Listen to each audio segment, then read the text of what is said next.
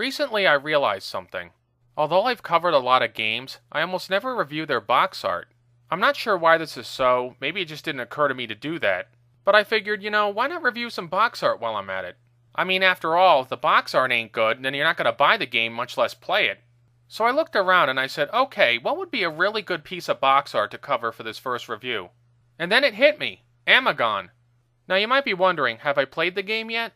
And yeah, I have played it, but only the first level.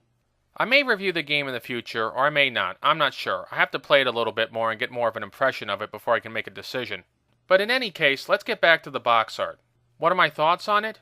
This is some of the worst fucking box art I've ever seen for a game. If I saw this in a store back in the day, I wouldn't want to touch the box, much less buy the game. It's that fucking bad. Let me give some specific reasons why I think it's so bad. For one thing, what is the game about? Judging from this cover art, I don't have the foggiest fucking clue. There's all this shit on the box. There's this kid, alright, he's a guy, but there's this one guy, and there's a bigger guy behind him, and a dinosaur, and a robot, and a skull, and a pair of eyes. What the fuck is this game about? One of the key principles of advertising is to let the audience know what you're advertising. If they can't understand what they're seeing, they're not going to buy the product. I challenge anyone to tell me what Amagon is about just by looking at the box art. Don't look at any footage of the game, don't look at the descriptions, just look at the box art and tell me what's it about. You can't, can you?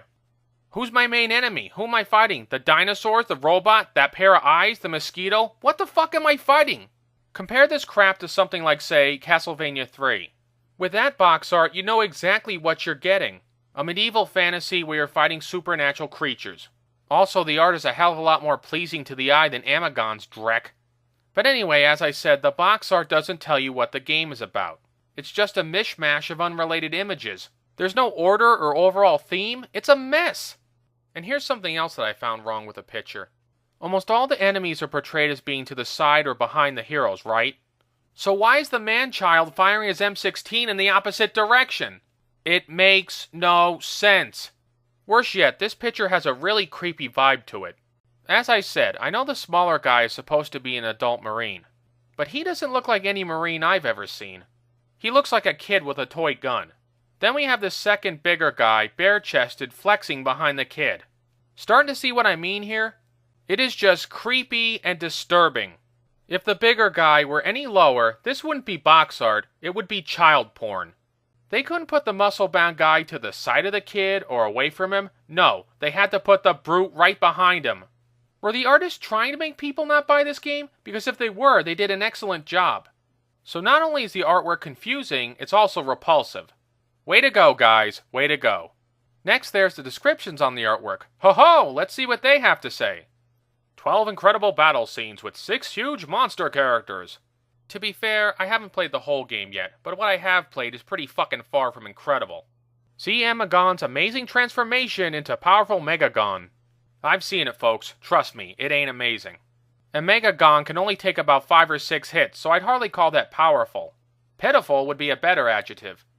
Here's something that I've noticed. If a game has to boast how great it is on the box art and it uses sentences with 2 or more exclamation points, you know you're in for a piece of shit. My final criticism is with the cartoony look of the art. Occasionally a cartoony look can be good for box art, especially if it's in stark contrast to the game.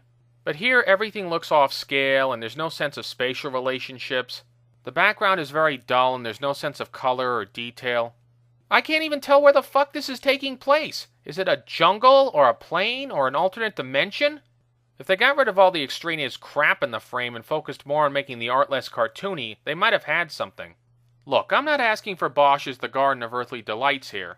But if you're going to do box art, at least have a coherent image that has a proper sense of color and scale. Don't just randomly paint objects onto the picture and hope for the best. So in conclusion, this artwork fails on every level. It doesn't tell me what the game is about, it doesn't make me want to buy the game, and it sure as hell doesn't look good. And even if Amagon were a masterpiece, haha, I still wouldn't want to buy it because of this fucking shitty artwork. Amagon is a game that seems to have fallen right off the map into total obscurity. It's one of those games that wasn't good enough to become a NES classic, and wasn't quite bad enough to become infamous. Unfortunately, it's easy to see why it might have disappeared, since it's not a very good game.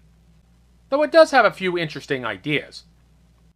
So anyway, let's get into it. Amagon for the NES.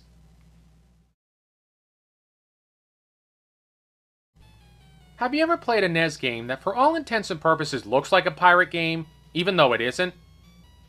Yep, that's this game. I swear, it looks like the biggest pirated piece of shit ever. But then you look at the box art and see, yep, there's a Nintendo seal of quality there. Then again, seeing how Nintendo put a seal of quality on such gems as Bad Street Brawler and Dr. Chaos, that ain't saying very much. While I'm on the subject of box art, you'll recall that I reviewed it a long time ago, and I thought that it looked cheap. And I still do. And even a little creepily pedophilic. But anyway, the box art makes it look like one of these El Cheapo games that you'd find in a side street stall in downtown Hong Kong. And the game itself certainly falls through on the cheapness. From the box art, we go to the game's graphics. Specifically, our hero.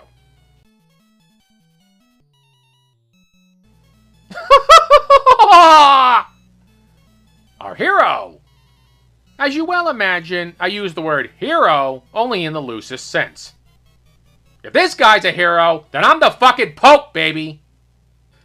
This guy literally looks like the most unheroic hero I've ever seen. Reddish hair, a big dumb chin, and a walk that makes it seem like he's holding a fart in between his ass cheeks. He looks like a transgender Neanderthal just got fucked sideways with an elephant dick. And get this. He's supposed to be a Marine. A Marine? You're not shitting me, game? No, this game shits me not. And apparently he's supposed to be the top Marine according to the manual. Excuse me while I laugh out loud again. This guy is not a Marine. This is a Marine. Again, look at this guy. He wouldn't pass for the Merchant Marines, let alone the regular Marines. After all, the motto of the Marines isn't the few, the proud, the retarded. Link and Mega Man could kick this fucking guy's ass without even trying. Oh, and to be even more critical, that biplane looks small as shit. Clearly, proper scale and modern technology was not foremost on the game designers' minds when they made this epic masterpiece. Then there's our hero's alter ego, who looks like a gay Beetle Bailey on steroids and wears tidy whities. Excuse me, tidy pinky purples. Nice to see that all that gear didn't affect his fashion sense or shrink his nuts down to the size of raisins. Even some of his animations look goofy, like his stupid uppercut, or when regular Amagon runs out of ammo and has to use his rifle as a club. It just looks dumb as shit. I don't know, maybe it was intentional. It's not like the game is winking at me here. Not to be outdone, though, the game's enemies are even goofier. You face bouncing mushrooms. And yes, that's not a joke. And there are these purple crab things, and snakes. And in later levels, there's these little UFOs and these moles? What else can I say? These enemies look stupid as shit, and I very much doubt they'll ever be considered as iconic as, say, Metroids. As for the level graphics, they're serviceable, but flat. There is the occasional nice detail, such as the boat in the background, the one that you'll eventually go to. But most of the levels look generic and dull. It looks on par with an average NES game. Maybe even a bit below par if I'm not pulling my punches. The game does have some other good graphical touches, though. I'll give it that. For example, the Hippo boss in the third level. It has these big eyes that approach you from behind a waterfall. I like that touch.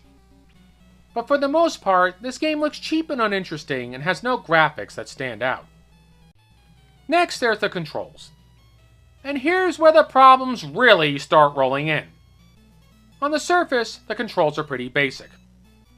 You jump with A and attack with B. Now, as the ordinary wimp, you shoot a gun. Unless you run out of ammo, in which case you club enemies, as I said. But guess what? You can only shoot straight and while ducking. And unfortunately, this causes big fucking problems because a lot of the enemies are either above you or at odd angles that makes it easy to miss them. Now admittedly, some games can pull off this kind of shooting well. like the Mega Man series. But in Mega Man, you get multiple weapons, some of which allow you to shoot in multiple directions. This is one of those games that I think would have benefited greatly from allowing you to shoot in multiple directions, like in Contra or Metroid. But then those games are actually user-friendly! This game is about as user-friendly as a Thai prostitute with cold hooks for hands and a bad case of the clap.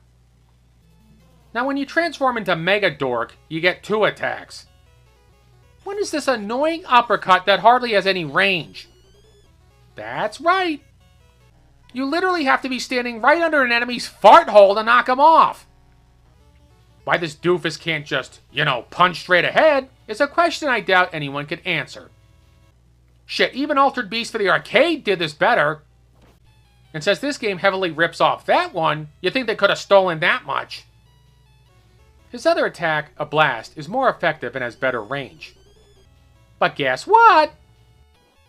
Each blast takes away 1 life point. Splendid! That makes perfect sense. Like when you shoot a Glock, you spontaneously lose a pint of blood.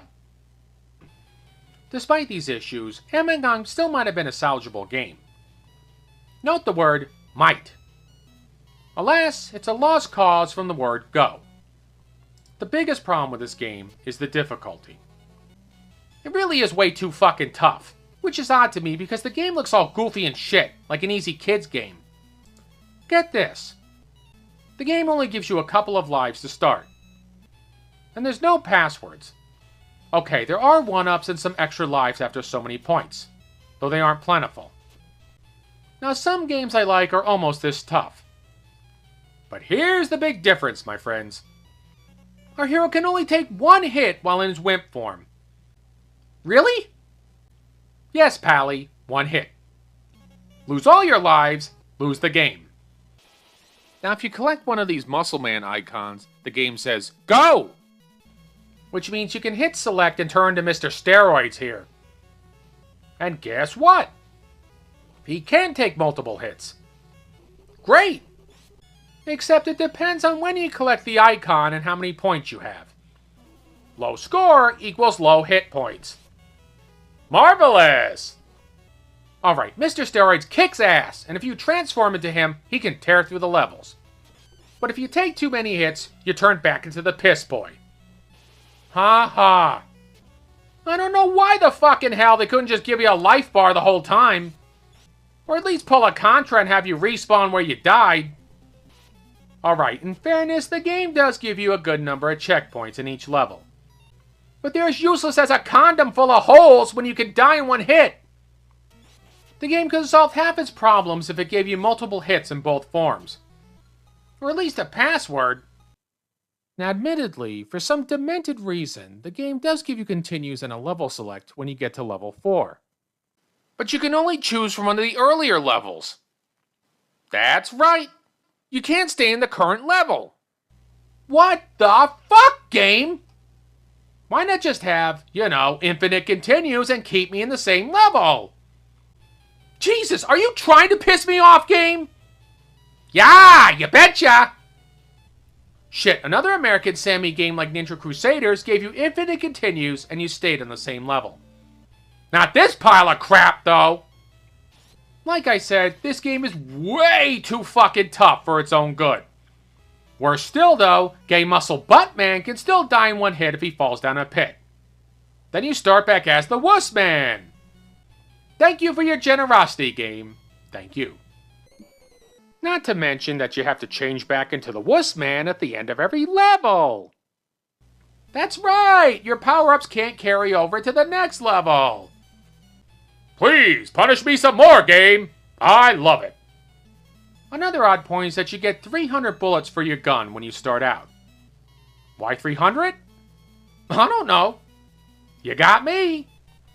It's just such a weird and random number, like they picked it out of a fucking hat.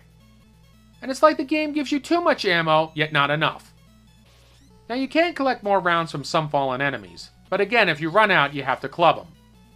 Here I think they should have just given you unlimited ammo, or at least some weapons upgrades in addition to the strength upgrade. But then this game ain't in the giving mood. The strangest thing about this game, and that's saying something, is that Mega Dong, Mega Dick, Mega Cunt, whatever this guy's name is that he makes some levels and some bosses super easy. I mean, you could just plow right through them. I think it might have worked better if the game just ditched the lousy shooting altogether and had you play as the big guy with the life bar through the whole thing. And is it just me, or is it strange that 80s games like this one had your hero muscle out like this? It's like the point of this game is that steroids are fucking cool and will turn you into a beast, kids. So take as many of them as you can. Although I will give the game credit for this. It has a decent ending. Not that it's worth going through all this shit to get to it, but it's the thought that counts. Finally, there's the music. And aw shucks, are you really shocked that it's as goofy as the game? Sure you are! Okay, in fairness, the first level music ain't horrible. Here, listen.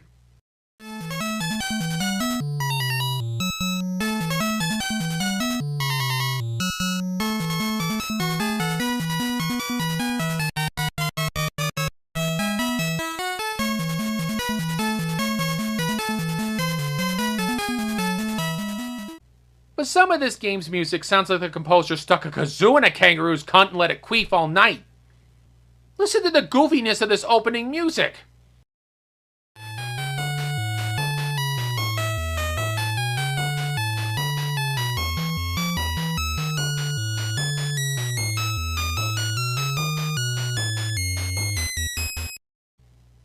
Ugh, about sums it up.